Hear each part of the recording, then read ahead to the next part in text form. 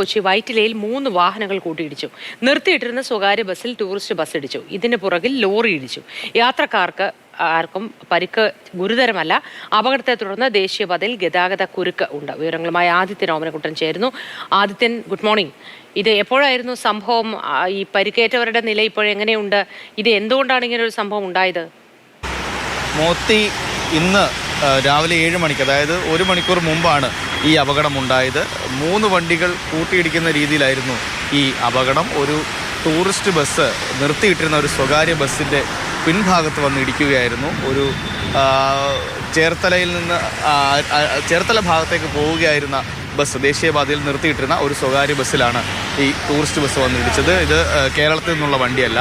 ഈ വാഹനത്തിൻ്റെ മുൻഭാഗം നല്ല പറ്റിയിട്ടുണ്ട്. നല്ല ഒരു ഇടിയാണ് ഇടിച്ചത്. അതിനുശേഷം ഈ വാഹനത്തിന് തൊട്ടുപുറകിൽ ഒരു ലോറിയും വന്നിടിക്കുകയായിരുന്നു. അങ്ങനെയാണ് ഈ 3 വാഹനങ്ങൾ കൂട്ടിയിടിക്കുന്ന രീതിയിലേക്ക് കാര്യങ്ങൾ പോയത്. ഈ ടൂറിസ്റ്റ് ബസ് ഓടിച്ചിരുന്ന ഡ്രൈവറുടെ ചെറിയ അശ്രദ്ധയാണ് ഇത്തരത്തിലൊരു അപകടമുണ്ടാക്കിയത്. പക്ഷേ ഈ ടൂറിസ്റ്റ് ബസ്സിലുണ്ടായിരുന്ന യാത്രക്കാർക്ക് സാരമായ പരിക്കുകളില്ല എന്നതാണ് ആശ്വാസകരമായ ഒരു വാർത്ത. അതേസമയം ഈ യാത്രക്കാരിൽ ഒരാൾക്ക് കൈക്ക് ഒരു ചെറിയ പരിക്കുണ്ട് എന്നല്ലാതെ അദ്ദേഹത്തെ ആശുപത്രിയിൽ പ്രവേശിപ്പിച്ചു, ചികിത്സയും തേടി കഴിഞ്ഞു. എന്നല്ലാതെ മറ്റ് പരിക്കുകളില്ല. ഇപ്പോൾ നമ്മൾ കാണുന്നത് ആ 3ാമത് വന്ന് ഇടിച്ച ആ ലോറിയാണ് നമ്മൾ കാണുന്നത്. ഈ ലോറിയാണ് ഏറ്റവും പുറകിലായി വന്നിടിച്ചത്. അങ്ങനെ 3 വാഹനങ്ങൾ തുടരെ വരിയായി വന്നിടിക്കുന്ന രീതിയിലേക്ക് കടക്കുകയായിരുന്നു ഈ അപകടം.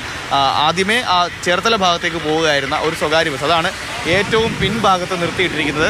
ആ സ്വകാര്യ ബസ്സാണ്. ഈ സ്വകാര്യ ബസ്സിന് തൊട്ട് പിറകിൽ ഒരു ടൂറിസ്റ്റ് ബസ് വന്നിടിക്കുന്നു.